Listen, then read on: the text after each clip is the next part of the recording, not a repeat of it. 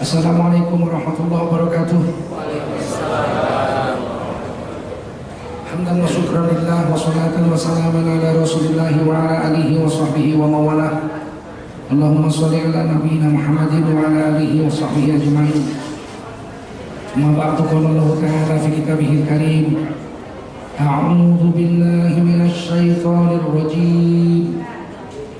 Bismillahirrahmanirrahim.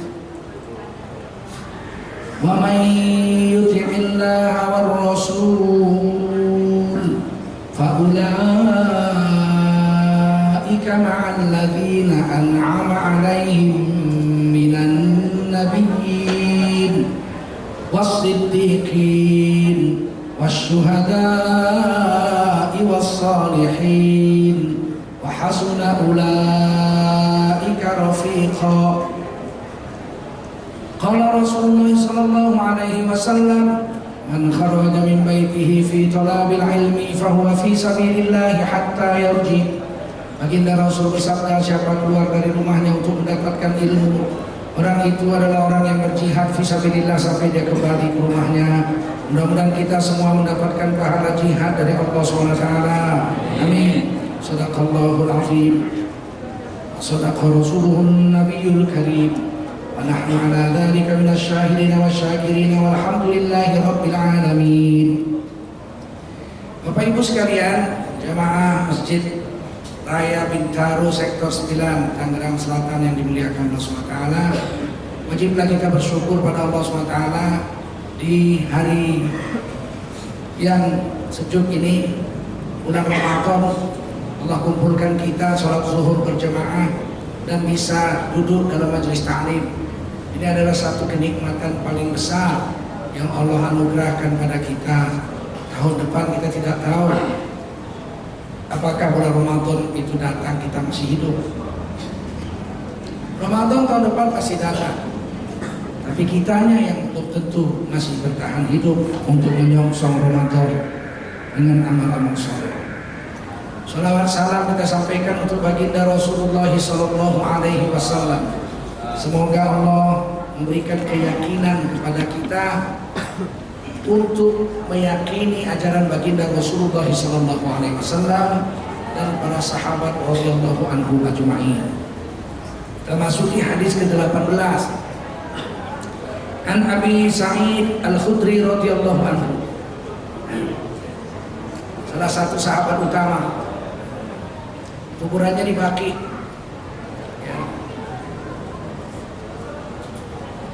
Anin Nabi sallallahu alaihi wasallam, dari Abu Sa'id Al-Khudri radhiyallahu anhu, dari baginda Rasulullah sallallahu alaihi wasallam, qala, Nabi telah bersabda, yadkhulu ahlul jannatil jannah, penduduk surga sudah pun masuk ke surga, wa ahlun narin nar, dan penduduk neraka sudah pun masuk ke neraka. Summa yaqulullahu ta'ala, kemudian Allah berfirman. Kalau bahasa Arab summa itu lama waktunya, artinya kemudian. Summa itu kemudian. Tapi kalau summa kemudian dalam bahasa Arab waktunya lama. Kalau fa kemudian juga, tapi waktunya pendek. Innama amruhu idza arada syai'an ay yaqula lahu kun fa yakun. Allah itu kalau mau buat sesuatu tinggal perintah jadi, serentak dengan perintah Allah jadi, nggak nunggu sedetik. Tapi kalau pakai summa lama. Ini hadis pakai summa. Ahli neraka sudah masuk neraka, ahli surga sudah masuk surga. Summa yaqulullahu ta'ala, kemudian Allah berfirman, lama setelah ahli neraka masuk neraka, lama setelah itu. Apa firman Allah? Akhriju man kana fi qalbihi mithqalu habatin min khardalin min iman. Keluarkanlah. Nah, ini perintah Allah kepada malaikat Malik Sabaniyah, penjaga neraka. Akhriju, keluarkan kamu. Siapa yang dikeluarkan?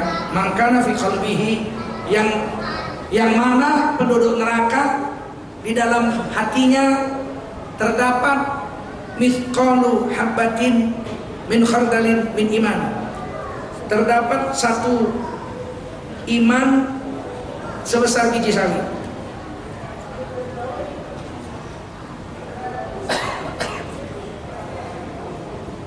Kecil sekali ya,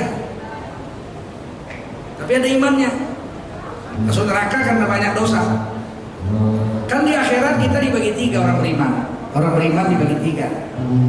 Pertama, ulaikal muqarrabuna fi jannatin na'im, sullatun minal awwalina wa qalilun minal akhirin. Orang-orang yang akrab dengan Allah, seumur hidupnya mereka dekat dengan Allah. Orang lain tidur dia tahajud, orang lain kenyang dia lapar karena puasa, orang lain lalai dia nyanyi-nyanyi, dia zikir, orang lain pelit dengan hartanya, dia sedekah. Ini orang-orang yang akrab dengan Allah, mereka akan masuk surga Jannatun Na'im. Sayang, banyak orang dulu, sedikit orang akhir zaman. Generasi sahabat, tabi'in banyak yang masuk. Golongan muqarrabun, orang yang akrab dengan Allah. Sedangkan kita orang akhir zaman ada, tapi sedikit. Itu golongan pertama, masuk surga tanpa hisab. Yang kedua, ashabul yamin. Wa ashabul yamin, ma ashabul yamin, fi sidrin makhdudin wa talhim manzud wa dhillim mamdudin wa ma'in maskub. Wah, ini orang yang mendapat catatan tangan amal dari tangan kanan. Mereka masuk surga. Wah, di sana dapat naungan hijau, makanan seger, buah-buahan ada, air mengalir bersih. Masya Allah. Dan dapat istri. Istrinya itu perawan selama-lamanya. Murubat atroba, perawan selama-lamanya. Di ashabil yamin, untuk orang yang dapat catatan amal tangan kanan masuk surga, tapi diperiksa dengan pemeriksaan yang enteng. Kalau muqarrabun masuk surga nggak diperiksa. Kalau ashabul yamin diperiksa, tapi periksaannya enteng. Fa amma man utiya kitabahu bi yaminihi fasawfa yuhasabu hisaban yasira wa yanqalibu ila ahlihi masrura. Barang siapa dapat catatan amal tangan kanan di hari kiamat nanti, maka mereka akan masuk surga dengan pemeriksaan yang enteng, pemeriksaan yang ringan. Cukup lihat wajahnya, malaikat sudah tahu. Nuruhum yas'a baina aydihim wa bi aymanihim, wajahnya bercahaya. Wah, malaikat sudah tahu. Ahli wudu ya, ahli sholat ya, mau masuk surga ya. Itu ada pintu khusus untuk anda, pintu sholat, babus sholat, pintu sholat. Ada orang yang mulutnya harum, masya Allah. Di hari kiamat itu dia kasih salam sama malaikat-malaikat, assalamualaikum. Dari mulutnya keluar bau harum, berkilo-kilometer. Seluruh penduduk akhirat menciumnya. Subhanallah, harum sekali mulutmu, kata malaikat. Kamu umat Nabi Muhammad? Iya. Dulu rajin puasa di dunia? Iya. Mau masuk surga? Iya. Ada pintu khusus untuk anda, namanya Babur Rayyan, pintu khusus untuk orang-orang yang rajin puasa. Orang yang rajin puasa di dunia mulutnya bau, tapi di akhirat Nabi bersabda, la khulufu fahmis shaim atyabu 'indallahi min rihil misk. Demi sesungguhnya bau mulut orang puasa di dunia, indallah, nanti di hari kiamat di sisi Allah, atyabu, lebih harum, min rihil misk, daripada bau minyak wangi kesturi. Kesturi minyak terbaik sedunia. Dari lemak kijang. Dari lemak kijang es, kijang salju. Lemaknya itu kalau dibakar, harumnya luar biasa. Itu kesturi. Lebih harum dari kesturi mulut orang puasa. Sehingga mereka udah tahu, oh ini rajin puasa, silakan masuk surga. Ini rajin sholat, silakan masuk surga. Ini rajin sedekah. Pemeriksaannya enteng aja. Kenapa? Tubuhnya bercahaya, tubuhnya harum. Udah ketahuan. Yang ketiga, wa ashabus shimal ma ashabus shimal fi samumin wa hamim.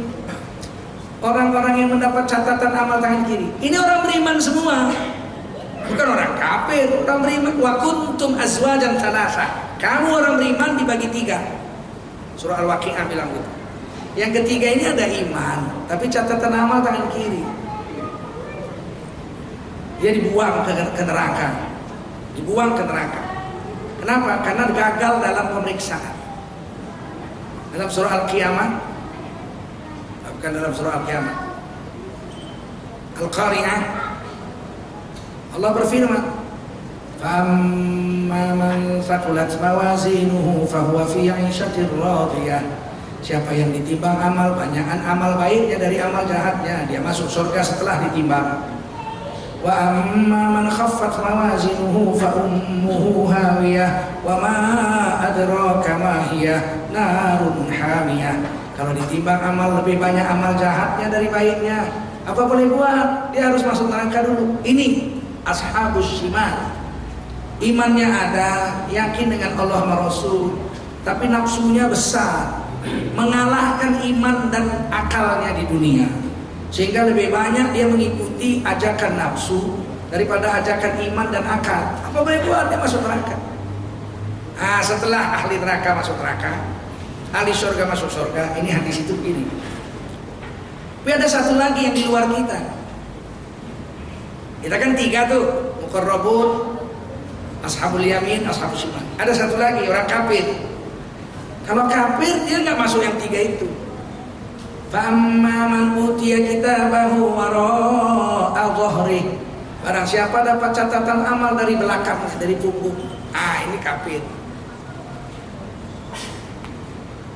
Mereka masuk neraka kekal selama lama-lamanya. Enggak masuk dalam bahasan kita hari ini. Yang masuk dalam bahasan kita yang 3 yang di surat Al-Waqi'ah itu. Apa firman Allah? Keluarkanlah orang yang beriman, yang di dalam hatinya ada terdapat iman sebesar biji sawi. Subhanallah, baiknya Allah. Ini orang berarti habis syahadat udah nggak pernah sholat yang seumur hidup. Syahadat aja, asyhadu an la ilaha illallah, asyhadu anna Muhammad Rasulullah, dengan mulutnya, dengan hatinya.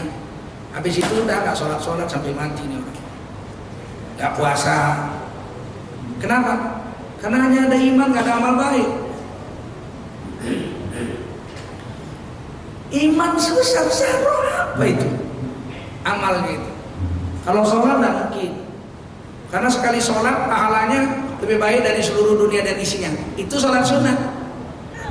Rasulullah bersabda dalam hadis Bukhari Muslim, "Raka'ataini qabla subhi khairul laka minad dunya wa ma fiha." 2 rakaat sholat sunat sebelum subuh lebih baik dari seluruh dunia dan isi-isinya. Sholat wajib nggak ada yang tahu berapa pahala sholat wajib, hanya Allah yang tahu. Seandainya 70 kali aja, berapa gede itu. Dunia ini 40.000 km bulatnya. Kalau 70 kali aja pahala sholat wajib, 70 kali 40.000, 2.800.000 kilometer pahala sholat wajib. Tapi tidak ada disebut 70 kali, nggak ada. Sholat wajib Allah yang tahu berapa besar pahala. Kalau sholat sunat Nabi beritahu sebesar, lebih baik dari seluruh dunia dan isi. Ini orang nggak pernah sholat, pahala imannya cuma sebesar zarah aja. Mungkin cuma sekali senyum lagi. Karena amal paling kecil dalam hadis senyum. La tahqiranna minal ma'rufi syai'an wa an talqa akhaka biwajhin talqin. Jangan kau anggap remeh dengan amal yang kecil, walau hanya sekedar seulas senyum yang kau berikan kepada temanmu. Senyumlah sekali. Mungkin waktu syahadat dulu sekali lagi senyum. Habis itu senyum pun nggak pernah ini orang. Tapi kata Allah keluarkan, hanya sayang. Nabi pakai kata summa, artinya dia pasti diam dalam neraka lama sekali. Lama sekali.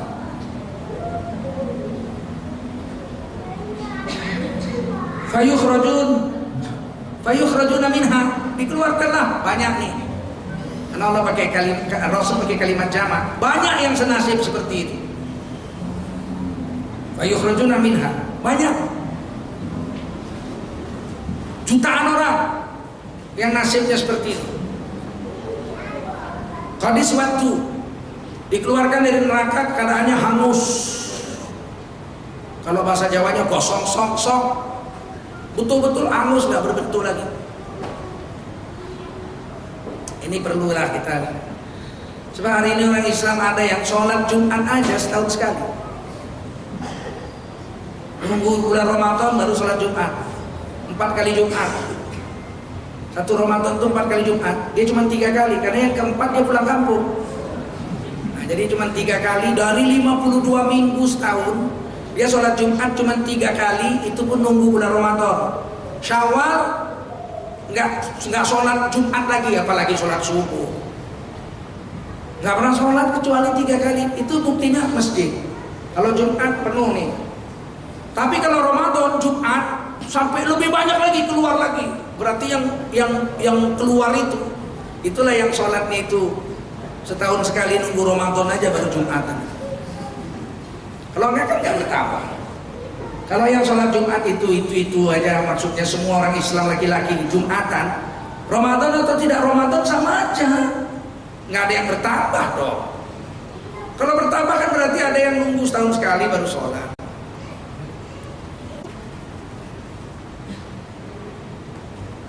Qadis waktu dikeluarkan dari neraka maka remuk, hangus, tidak tetap berbentuk.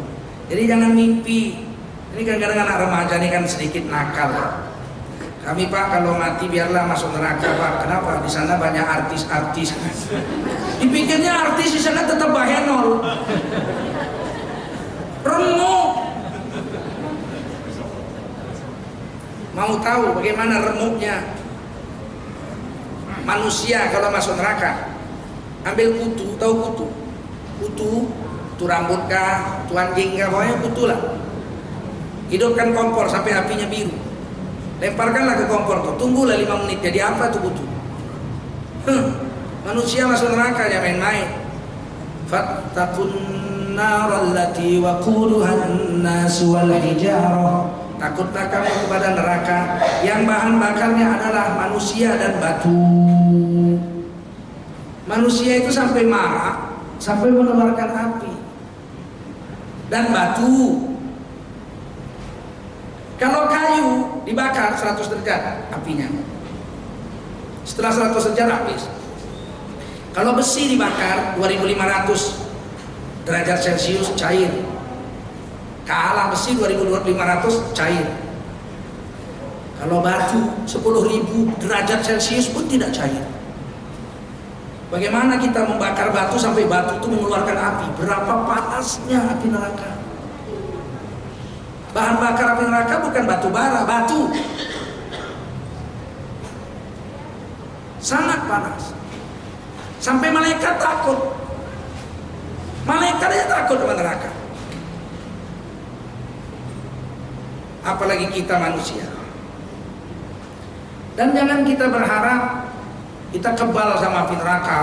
Allah, sekebal-kebalnya preman disundut api rokok loncat. Apalagi api neraka.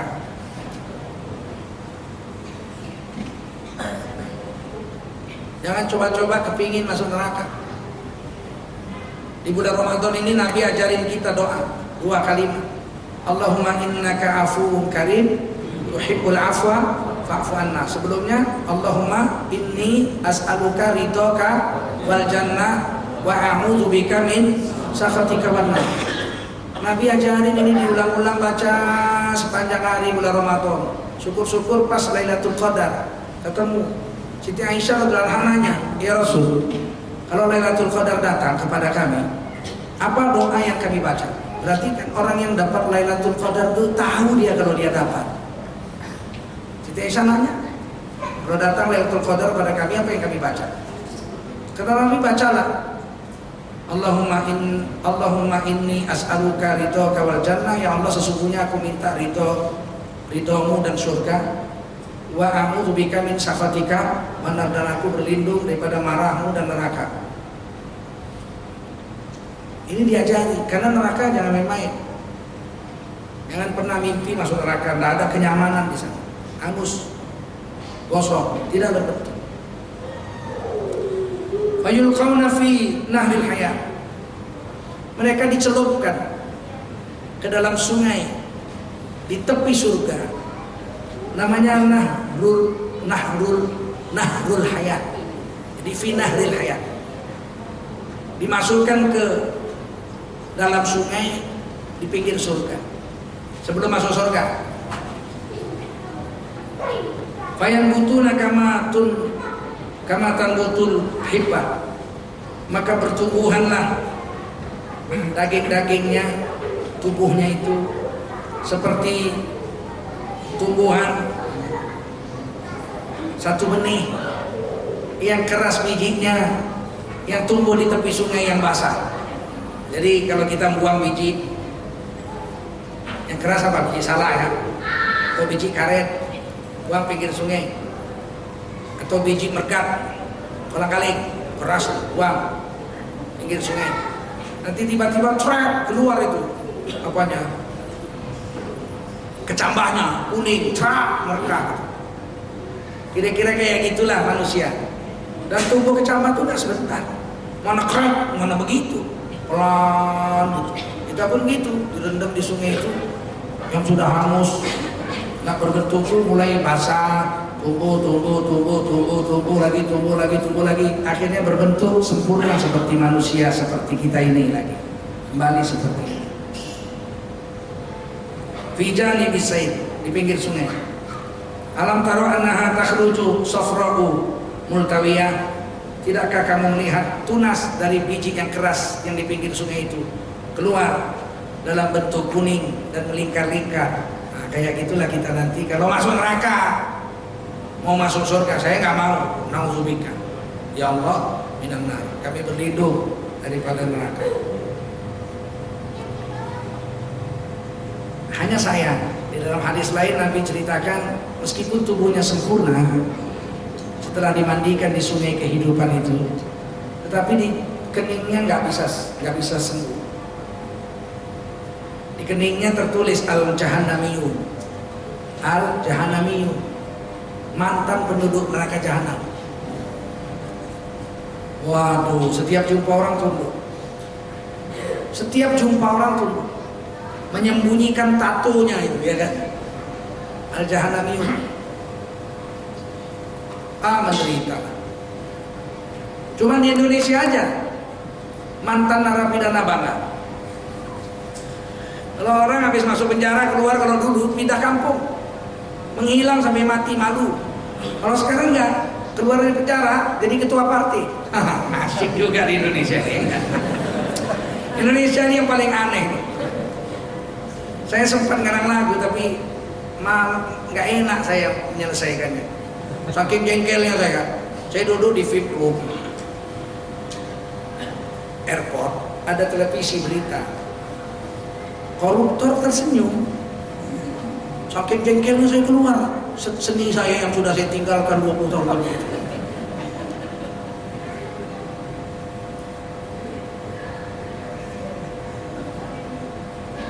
Dunia ini yang sudah rusak, atau aku yang sudah gila, maling pun masih bisa tersenyum. Wow, kalau saya siapkan top juga tuh. Ajaib lah Indonesia. Nanti di akhirat orang-orang yang berdosa gak berani angkat muka. Walau taro idil mujrimuna nakisu ru'usihim inda rabbihim Rabbana absarna wa sami'na farji'na na'mal salihan inna muqinun. Kalau kau lihat keadaan orang-orang yang berdosa di hari kiamat, mereka akan menundukkan kepalanya setunduk-tunduknya, sampai jalan pun pakai mukanya kayak keong, nggak sanggup angkat muka. Malunya bukan main. Rabbana absarna wa sami'na, ya Allah, sudah kami lihat, sudah kami dengar, semua janjimu betul, firmanmu betul, janji Nabi semua betul. Farji'na, detik ini juga pulangkan kami ke dunia. Kan pakai fa, kalau fa tadi kan kemudian tapi pendek. Kalau summa kan kemudian lama. Farji'na, detik ini juga ya Allah pulangkan kami ke dunia. Na'mal salihah, kami akan beramal soleh. Inna muqinun, kami sudah yakin kami. Mau pulang kemana? Dunia sudah kiamat. Hadapilah resiko. Yang dahsyatnya, seandainya dipulangkan pun ke dunia, mereka tetap jahat. Gak percaya? Saya dulu terbaca saya Quran ini 30 tahun yang lalu mungkin. Orang-orang berdosa minta pulang ke bumi. Seandainya pun dipulangkan, dia tetap jahat lagi. Susah saya memahamkan ini. Masa iya ya orang udah disiksa di neraka, terus dikeluarkan dari neraka, dipulangkan ke dunia jahat lagi? Apa iya? Tapi Quran kan nggak bohong, hadis kan nggak bohong. Saya yang nggak paham, memang saya bodoh. Yakin Quran nggak mungkin salah, hadis nggak mungkin, saya yang nggak ngerti. Akhirnya Allah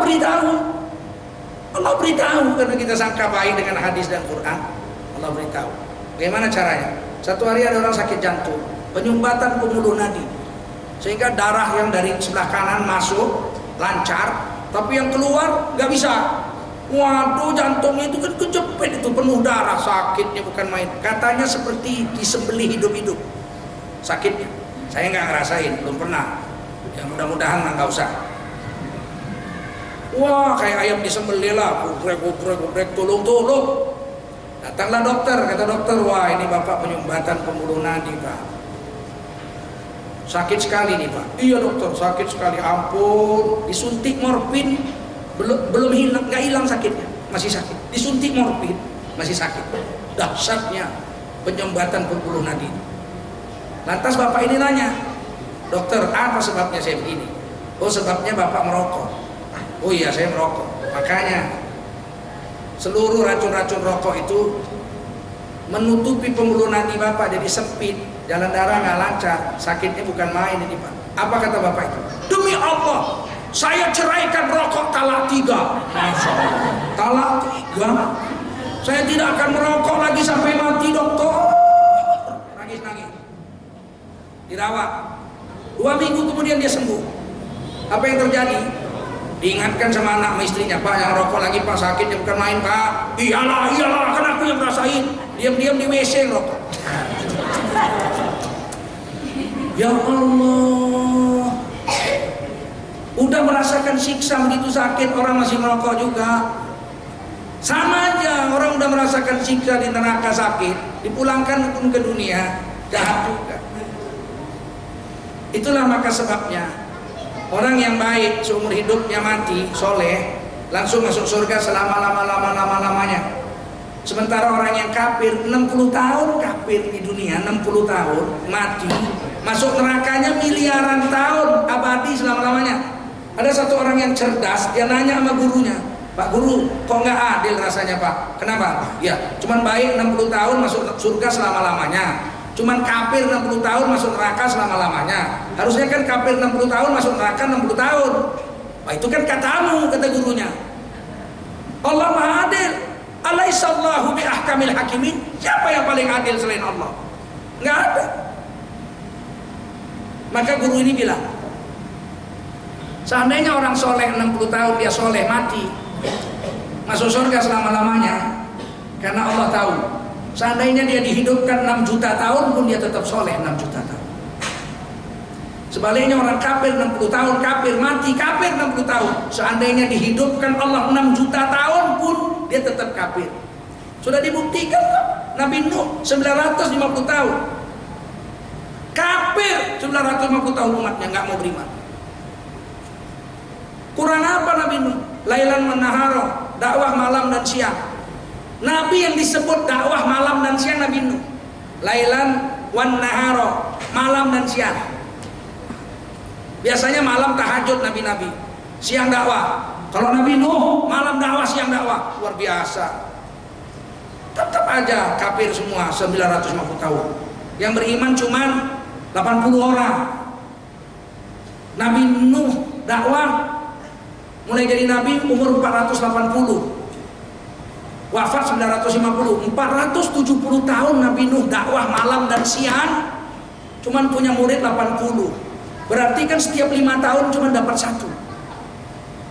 Saya kalau ceramah mungkin 5 tahun cuma dapat murid 1, lebih baik berhenti ceramah lah. Jual cabai aja kata orang kan gitu ya. Tapi kalau saya enggak lah. Saya dakwah ini nggak ada pun yang ikut nggak apa-apa.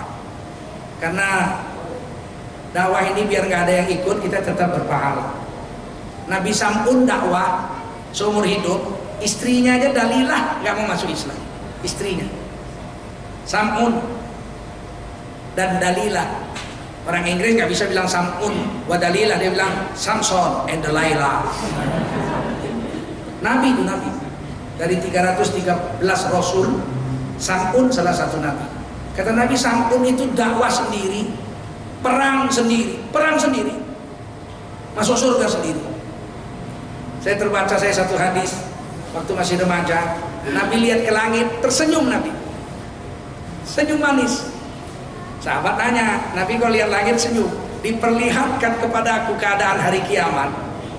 Kulihat ada seorang Nabi manggul pedang sendirian, lenggang kangkung masuk surga sendirian. Gak ada satu umat pun dapat, istrinya pun gak mau dapat beriman sama dia. Jadi kalau kita dakwah, biarlah gak ada yang ikut sama kita, gak apa-apa, kita dakwah aja. Nabi Nuh itu 470 tahun, muridnya cuma 80. Ternyata terbukti, dipanjangkan pun umur ratusan tahun, datar kafir terus sampai mati. Udah datang banjir besar pun tetap kafir, gila gak? Dijanjikan Nabi Nuh nih, saya buat perahu di gunung. Kata Nabi Nuh, buat perahu di gunung. Siapa yang nyuruh? Allah yang nyuruh. Ketawa orang-orang kampung, gila, buat perahu itu di pinggir laut. Di gunung gimana mau ngangkatnya ke pinggir laut? Kau yang mikul. Perahu 150 meter panjangnya. Gila kau. Ini perintah Allah, nanti banjir itu sampai sini. Wah, ketawa semua. Banjir sampai gunung, ketawa. Gila, tambah, kuat dibilang gila.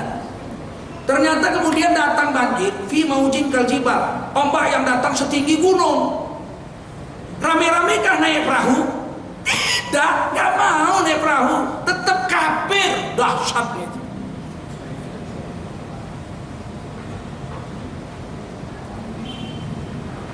Dilihat sama anak Nabi Nuh, dilihatnya anaknya yang kecil. Anak Nabi Nuh 4, Ham, Yafid, Sam, Kan'an. Kan'an dilihat sama bapaknya. Nabi Nuh AS lihat, wah, anakku ikut juga berenang-berenang, mau orang kafir mau naik gunung, menyelamatkan diri mau naik gunung, nggak mau naik perahu. Bandel, udah yang dijanjikan banjir bakal sampai gunung sudah terjadi, harusnya kan cepet-cepet naik gunung, naik perahunya nggak? Oh iya, betul rupanya Nabi. Maaf, saya kafir 400 tahun, sekarang udah yakin dah. Karena air laut sudah sampai ke gunung, harusnya naik perahu. Enggak. Pantas kan dalam neraka kekal? Dilihat sama Nabi Nuh, dipanggil anaknya, ya bunayyar kamana, oh anakku yang kucintai, buah hatiku, intan manjaku, marilah sini, naik perahu bersama kami orang beriman. Wala takum ma'al kafirin, jangan ikut orang kafir lah, jangan. Anaknya bilang apa? Qala sa'awi ila jabali yaqsimuni minal ma'. Alah Pak, aku lebih yakin lah naik gunung, lebih masuk akal. Karena gunung nggak mungkin tenggelam, belum pernah sejarahnya gunung tenggelam. Sedangkan perahu Bapak dari kayu, ombak setinggi gunung, ketimpa ombak tenggelam mati, nabrak gunung pecah mati. Nah saya lebih yakin akal saya lah udah wa kana minal mughraqin, tenggelam bersama orang-orang kafir. 40 hari banjir tidak berhenti. Ketika air surut, Nabi Nuh terbersit dalam hatinya, masih ada makanan nggak ya? Dunia tenggelam 40 hari, pasti buah-buahan sudah busuk, pohon sudah mati semua. Dipanggil Nabi Nuh sepasang merpati, kau turun terbang ke bawah, lihat makanan untuk kita ada nggak? Merpati itu kembali, yang satu bawa setangkai buah tin, yang satu bawa setangkai buah zaitun. Disumpah Allah di Quran, wattini wazaitun. Nabi Nuh senyum, ternyata 40 hari dunia tenggelam, Allah masih sediakan makanan untuk orang yang beriman, makanan lezat, tin dan zaitun, sehat lagi. Kita nggak yakin dengan agama, kita yakin dengan dunia. Pemimpin-pemimpin pembohong kita percayai, ulama-ulama nggak kita percaya lagi hari ini.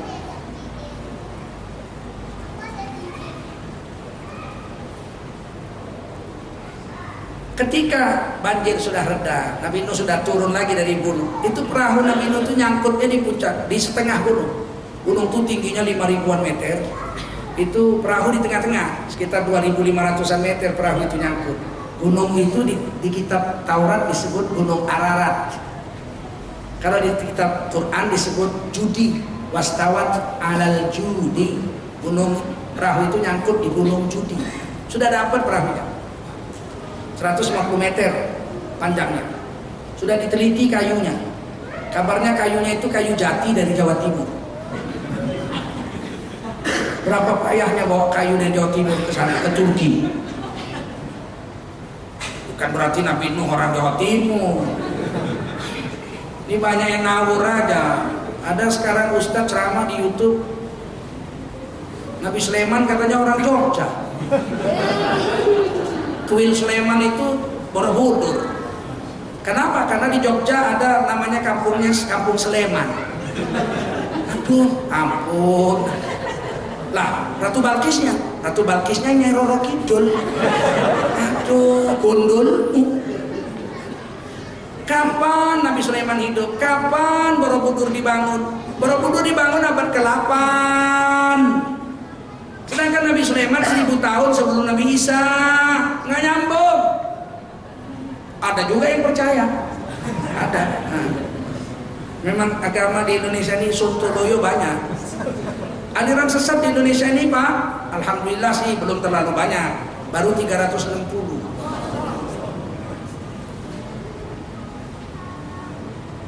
Setelah banjir surut, Nabi Nuh sedih.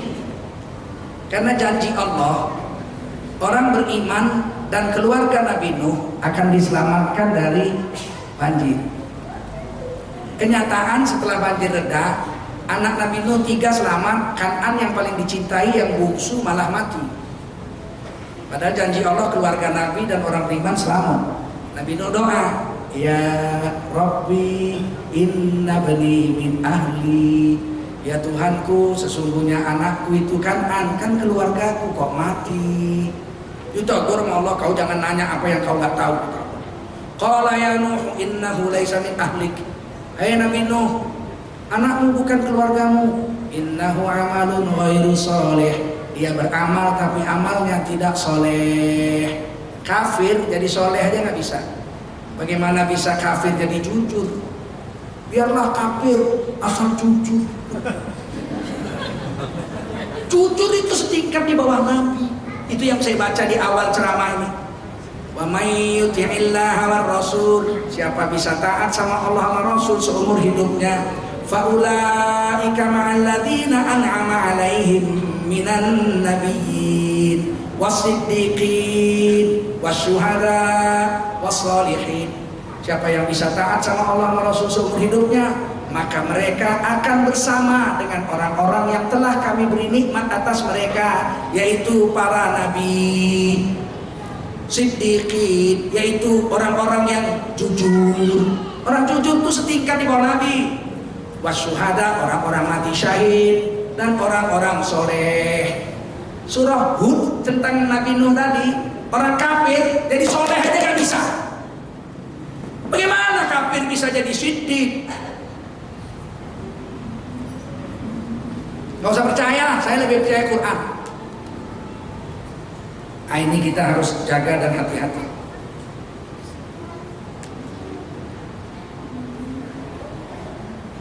Saudara-saudara yang mulia, hadis berikut. Itu hadis dari Imam Bukhari tadi, Rawahul Bukhari. An Abi Umamah radhiyallahu anhu. Abi Umamah radhiyallahu anhu ini sahabat Nabi yang meriwayatkan talqin mayat. Jadi kalau orang udah mati ditalqinkan. Ya Zulkarnain, anak Anisah bin Rafiuddin, kalau datang kepadamu 2 malaikat bertanya kepadamu man rabbuka, janganlah kau gentar, jawablah dengan tegas Allahu Rabbi. Itu yang meriwayatkan hadis mentalkinkan mayat di kubur. Ini sahabat Nabi namanya Abu Umamah radhiyallahu anhu. Saya heran sekarang orang udah nggak mau mentalkinkan orang di kubur. Alasannya udah mati, udah putus. Emang orang dikubur budak? Orang dikubur dengar mas. Kalau nggak dengar ngapain Ngapain kita kasih salam? Assalamualaikum ya ahlal kubur minal muslimin wal muslimat, insyaallah bikum ladaikun. Setiap kita masuk komplek kuburan disuruh Nabi kita berdoa, Assalamualaikum ya ahli kubur. Satu hari kami akan nyusul kamu ke situ. Laki-laki dan perempuan beriman yang ada di kuburan ini semuanya, pastilah dia dengar. Makanya disuruh talkinkan. Ngasih salam mau, mentalkinkan nggak mau, kan pelintat-pelintut namanya. Kenapa kau kasih salam sama orang mati yang di kuburan? Ya disuruh Nabi. Apa dia dengar? Ya dengar dong, orang Nabi nyuruh. Lah, giliran bapak kita mati kok nggak kita talkinkan? Ah, udah mati kan udah nggak denger. Loh, wong udah lama mati aja masih denger kok. Kita aja ngasih salam sama Nabi. Assalamualaikum ya Rasulullah. Nabi udah wafat loh. Nabi dengar nggak salam kita? Dengar nggak? Nabi jawab nggak? Terus kok nggak mau mentalkinkan mayat? Saya talkinkan, murid-murid saya, bapak saya, ibu saya, paman saya, semua saya talkinkan. Karena Abu Mama ini yang meriwayatkan talqin mayit, dan Syekh Ibnu Taimiyah dalam Al-Fatwa Al-Kubra jilid pertama halamannya 221, begitulah yang saya punya, mengatakan bahwa hadis ini la ba'sa bihi, tidak dhaif, boleh diamal. Hadis ini statusnya hasan sahih. Hadis mayat, hadis talqin mayat. Apa kata Sayyidina Abu Umamah radhiyallahu anhu, anna Rasulullah SAW adalah Rasulullah SAW sa'alahu rajulun, ditanyai oleh seorang sahabat Nabi, ya Rasulullah, wahai Nabi Allah Rasulullah, baginda Rasulullah SAW Muhammad, mal iman, apa itu iman? Oh, ini pertanyaan dahsyat ini. Iman apa sih? Kan nggak kelihatan iman itu. Apa iman? Qala, Nabi menjawab, idza sarratka hasanatuka, jika kebajikan yang kau amalkan membuatmu gembira, wasa'atka sayyi'atuka, dan perbuatan jahatmu membuatmu menjadi merasa sedih, fa anta mu'min, kamu orang beriman, di dadamu ada iman. Jadi kalau gitu kita bisa ukur, adakah aku orang beriman? Oh, menurut hadis ini riwayat Imam Hakim sahih. Kalau kita habis sedekah, hati kita gembira nggak? Oh, Anda orang beriman. Habis puasa, buka puasa, gembira nggak? Anda orang beriman. Pulang naik haji bahagia nggak? Ada juga orang yang nyesel. Aduh, nyesel saya naik haji. Ada. Udah biayanya mahal, nggak nyaman. Itu saya dengar sendiri. Saya nyesel Pak naik haji. Oh, nggak ada iman ini orang. Karena kata Nabi, orang beriman kalau habis beramal soleh, gembira hati. Apabila habis beramal jahat, sedih hati. Itu orang beriman. Nah, karena kita aja. Makanya orang beriman tuh enggak, mestinya orang beriman wajahnya berseri-seri. Makanya saya heran ada orang jenggotnya panjang, bajunya sunnah, tapi senyum nggak mau.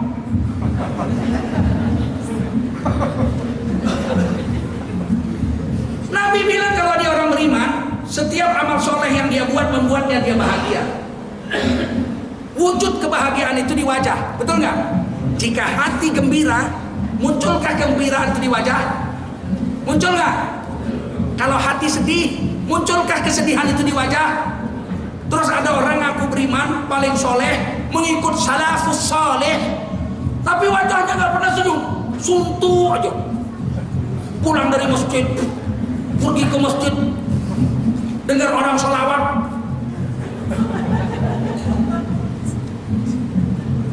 kalau betul di dalam dadanya ada iman, dia zikir, senang, wajahnya kelihatan cerah, pulang haji cerah, pulang dari masjid, pergi ke masjid. Kenapa? Karena bahagia dengan buat amal soleh.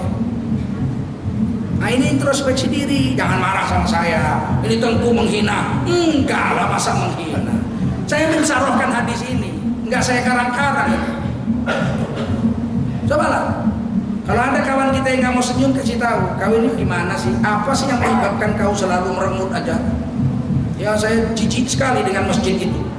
Asal habis sholat, subhanallah, subhanallah, keras-keras, kayak anjing menggonggong.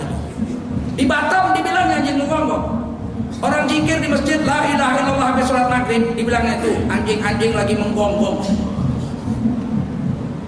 Saya heran ya, kalaulah saya nggak diajarkan guru saya sabar, udah saya tampar. Goblok kau, nggak bisa bedakan la ilaha illallah dengan pak sekali. Kan goblok sekali, nggak bisa bedakan la ilaha illallah dengan menggonggong anjing. Tapi orang-orang begini ini memang patut dikasihani. Mereka merasa dia paling betul, berdiri atas sunnah Nabi. Mana ada ciri-ciri ahli neraka di dunia saja sudah nggak mau senyum.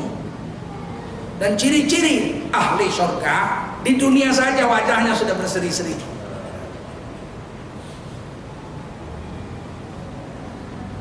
Paham? Nah, saya tutup ceramah ini. Kita tidak bisa jadi nabi, tapi kita bisa bersama nabi. Ulaika ma'al ladzina an'ama 'alaihim minan nabiyyin. Kita bisa bersama nabi. Jadi nabi nggak bisa. Kalau ada nabi setelah Nabi Muhammad, pasti nabi palsu. Di Indonesia sudah 3, 2 turun di Depok, Lia Eden sama Ahmad Musodik. Jadi Depok itu kota nabi-nabi, nabi palsu. Di Bandung ada tahun lalu 1 Cecep namanya. Ditulis saja pakai huruf Arab nggak bisa tuh Cecep. Jadi nabi. Memang Indonesia ini unik. Kita jadi nabi nggak bisa pasti, tapi bersama nabi bisa. Siapa orang yang pasti bersama nabi? Pertama, orang yang mahir baca Quran, al-mahiru bil Quran ma'asafaratil kiramil baror. Siapa yang mahir dengan Quran bersama nabi di surga Firdaus. Yang kedua, pengurus anak yatim. Ana wakafilul yatim hakata. Aku dengan orang yang ngurus anak yatim seperti ini gitu nanti di surga. Kalau ngurus anak yatim aja begini, apalagi ngurus mamanya. Bukan mamanya si yatim itu, mamanya, ibu kandung. Kalau ngurus anak yatim aja begini sama Rasul di surga, bagaimana mengurus ibu kandungnya? Bukan mamanya yang yatim itu, bukan. Kan orang sekarang ya, kita urus anak yatim, urus ibunya juga, karena ibunya masih muda. Kalau ibunya udah 90, nggak ada yang mau. Kalau ngurus anak yatim begini dengan nabi di surga, ngurus ibu kandung begini, ngurus bapak kandung begini. Janganlah anda sia-siakan bapak ibu anda yang sudah tua, karena itu tiket masuk surga. Kaplingnya surga Rasulullah Firdaus. Bukan surga ada 8, tapi yang ngurus ibu bapak dan mengurus anak yatim dengan Rasulullah satu kompleks Firdaus. Jangan sia-siakan bapak ibu kita. Memandang wajah bapak dengan rasa cinta, mendapatkan pahala umroh di sisi Allah SWT. Bagaimana ibu yang 3 kali lebih besar dari bapak? Surga di bawah telapak kaki ibu. Senyum aja sama bapak kita. Assalamualaikum Pak. Waalaikumsalam. Pripun kabare Pak? Alhamdulillah saya. Pak, dahar mawon monggo Pak, monggo. Napa? Nasi goreng. Wah, boten enten untune. Ya wis bubur mawon Pak nggih, monggo. Senyum aja sama bapak dapat pahala umroh. Masya Allah. Ridho Allah tergantung pada ridho orang tua. Yang ketiga, bisa masuk surga bersama Nabi kalau kita cinta sama Nabi. Kalau kita cinta sama Nabi, Nabi mengatakan, anta ma'aman ahbabta yaumil qiyamah di sahih Bukhari. Kamu akan bersama dengan orang yang kau cintai di hari kiamat. Kita cinta sama istri, ya. Cinta sama anak, ya. Cinta sama ibu bapak, betul. Dibanding sama cinta pada Nabi, oh kalah semua. Harus lebih cinta sama Nabi. Seandainya sekarang ini lagi duduk-duduk nih, seandainya ada Nabi di sini duduk bersama kita, kemudian datang orang bawa senapan mesin mau bunuh Nabi, mana yang namanya Muhammad itu, mau saya bunuh, berani nggak kita berdiri di depan Nabi? Saya bunuh, jangan Nabi saya. Kalau berani, iman kita sah, kita akan mati bersama Nabi di surga. Tapi kalau Apa? Mau bunuh itu orangnya itu. Gua kabur. Kalau seperti ini kata Imam Abdul Qadir Al-Jailani, imannya batal. Dia munafik, tidak beriman pada Allah SWT. Tidak beriman pada Rasulullah SAW. Kalau sampailah cinta kita putus seperti itu, tidak ada di alam jagat raya ini yang lebih kita cintai selain Nabi. Kalau udah sampai situ, percayalah janji Nabi, engkau akan bersama dengan orang yang kau cintai di hari kiamat. Bagaimana dengan Allah? Jangan banding. Allah itu laisa kamitslihi syai'un, dan Allah tidak di surga. Emang Allah di surga? Kalau surga Allah berarti sama lah sama Tuhannya orang Kristen. Orang Kristen, Allah Bapa yang ada di surga. Kita Tuhan bukan di surga.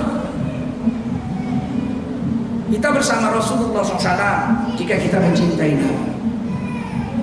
Cobalah cinta Nabi, jangan ada yang lain lah. Caranya bagaimana? Ikuti yang Nabi buat. Nabi suka baju putih, kita suka baju putih. Nabi suka warna hijau, kita suka warna hijau. Nabi suka makan labu, kita suka makan labu. Nabi piara jenggot, kita piara jenggot. Nabi sholat berjemaah ke masjid, kita sholat berjemaah ke masjid. Nabi tidak pernah dusta, kita berusaha tidak pernah dusta. Nabi makan sedikit, kita usaha makan sedikit. Nanti kita jadi seperti Nabi. Akhlaknya, Nabi jarang marah, kita nggak marah. Nanti seperti itu. Tapi kalau yang dibuat Nabi ini kita nggak mau, bagaimana kita mau cinta? Dulu di Silitonga tahun 76, penyanyi paling top dulu di Indonesia, Edi Silitonga. Lagunya itu Mama. Oh, hebat luar biasa. Jatuh naik sepeda motor, lecet dagungnya. Masuk TV lecet dagungnya. Dia berjenggot kayak saya. Seluruh Indonesia orang melukai dagungnya pakai buntut sendok. Saya sendiri yang enggak di sekolah. Saya lihat SMP saya waktu itu. Loh, semua luka dagungnya. Saya tanya kalian kenapa ini? Ketinggalan zaman. Di Silitonga bos katanya. Di Silitonga. Saya enggak walaupun saya suka Edi Silitonga, tapi dia bukan idola saya. Idola kita baginda Rasulullah sallallahu alaihi wasallam. Masa idola Edi Silitonga? Suka saya. Semua lagu rock lagu Edi suka saya apa? Dan saya nyanyikan dulu. Kini ku sadari sendiri, ku hafal semua saya itu. Tapi dia tidak gerupi saya tidak cinta seperti saya cinta pada Nabi dan guru-guru saya. Lebih besar cinta saya kepada guru saya daripada sama dia. Apalagi sama Nabi. Ini bukan hulu. Ada orang bilang janganlah cinta sama Nabi terlalu berlebih-lebihan. Itu hulu. Hulu itu kalau menyembah Nabi sebagai Tuhan. Kalau mencintai Nabi lebih dari seluruh alam jagat raya, memang sudah wajar-wajarnya. Paham? Kalau kita sempat dalam hati kita, Nabi kan manusia biasa seperti kita, bisa murtad kita dari Islam. Tahu? Nabi Muhammad itu manusia, bashar, mislukum semisal kamu, tapi tidak serupa dengan kamu. Ada lebih 120 kelebihan Rasul dibanding kita manusia. Nabi nggak pernah berdosa, kita tidur aja berdosa, kita tidur mimpi kita pun jahat. Bini orang kita mimpikan. Subhanallah bihamdihi, subhanakallahumma wa bihamdika, asyhadu an la ilaha illa anta, astaghfiruka wa atubu ilaik. Subhana rabbika rabbil izzati amma yasifun, wa salamun alal mursalin, walhamdulillahi rabbil alamin. Wassalamualaikum warahmatullahi wabarakatuh.